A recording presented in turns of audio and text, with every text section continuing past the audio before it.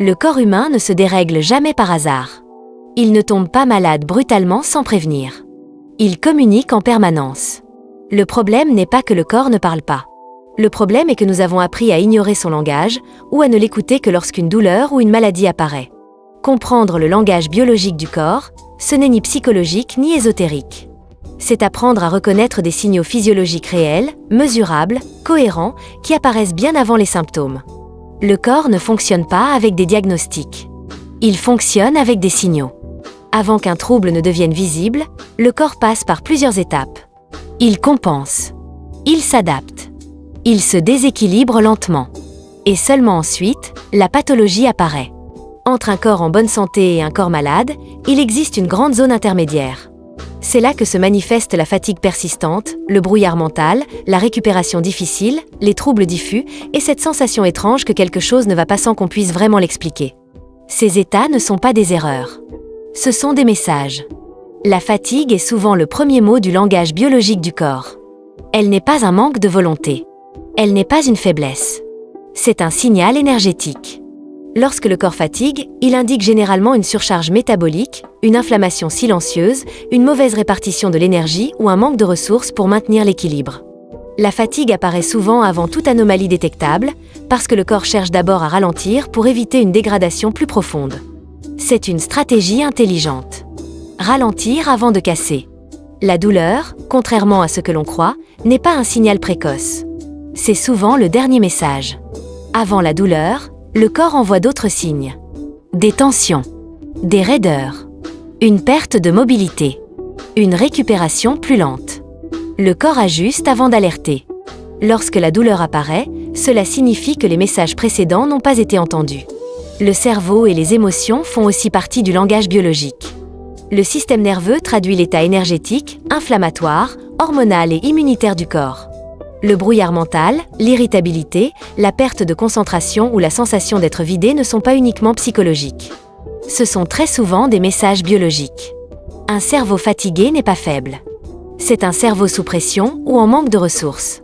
Le langage du corps commence au niveau des cellules. Chaque cellule perçoit son environnement. Elle ressent la disponibilité énergétique, la présence de nutriments, le niveau d'inflammation et le stress oxydatif. Lorsque l'environnement devient défavorable, la cellule s'adapte. Elle ralentit. Elle économise. Elle privilégie la survie à la performance.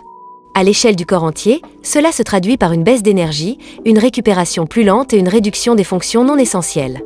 L'inflammation silencieuse est un autre langage discret mais constant. Elle n'est pas toujours douloureuse ni visible. Mais elle se manifeste par une fatigue inexpliquée, une lourdeur mentale, des douleurs diffuses et une sensibilité accrue au stress. L'inflammation de bas grade est un message d'alerte. Le corps indique qu'il lutte en permanence pour maintenir l'équilibre.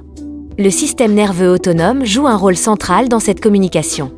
Le corps est conçu pour alterner entre activation et récupération. Lorsque le système nerveux reste bloqué en mode activation, le corps peut continuer à fonctionner, mais il ne se répare plus correctement. Les signaux sont alors clairs. Sommeil non réparateur. Tension interne constante. Difficulté à déconnecter. Fatigue malgré le repos. Ce n'est pas un manque de discipline. C'est un déséquilibre de rythme. Nous avons désappris à écouter ce langage parce que la société valorise la performance, la productivité et l'endurance. Nous avons appris à compenser la fatigue, à masquer les signaux et à repousser les limites. Café, sucre, stimulation, volonté. Ces stratégies permettent de tenir, mais elles coupent la communication. Le corps continue alors à parler plus fort, jusqu'à ce que le message devienne impossible à ignorer. Comprendre le langage biologique du corps, c'est changer de posture. Écouter ne signifie pas tout arrêter. Cela signifie interpréter les signaux correctement. La fatigue n'est pas une faiblesse. Le ralentissement n'est pas un échec. La pause n'est pas un abandon. Ce sont souvent des ajustements intelligents destinés à éviter une rupture plus grave. La micronutrition joue un rôle important dans ce langage. Les micronutriments ne sont pas des béquilles. Ils sont des outils de communication cellulaire. Lorsque certaines vitamines, certains minéraux ou certains acides gras manquent, le corps modifie ses priorités. Il économise. Il ralentit. Il limite certaines fonctions.